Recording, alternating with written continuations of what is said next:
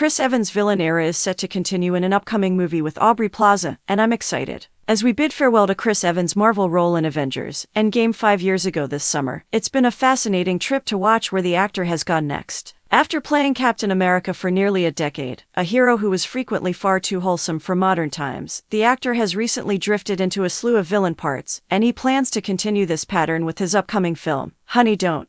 Chris Evans has reportedly signed on to star in Ethan Coen's newest comedy, alongside Aubrey Plaza, who he previously worked with in Scott Pilgrim vs. the World, and Margaret Qualley, who recently collaborated with Coen on Drive Away Dolls. Let's look at how the project will prolong his villainous phase. According to IndieWire, Ethan Coen and his wife Trisha Cook are now working on a film titled Honey Don't. The two recently collaborated to develop the road trip comedy Drive Away Dolls, which will be released in theaters on February 23rd. They are already reuniting for Chris Evans' upcoming film, which is characterized as a dark comedy in which the actor will portray a cult leader. Qualley will play a private investigator, while Plaza will play a mystery woman. Honey Don't will be Ethan Coen's second solo feature, following the release of Drive Away Dolls in 2024. His brother debuted solo in 2021 with The Tragedy of Macbeth, starring Denzel Washington. While the filmmaker brothers have recently pursued separate careers after collaborating on legendary films such as Fargo and The Big Lebowski, they have not ruled out the prospect of reuniting for a future feature. Since hanging up his shield in the MCU in 2019,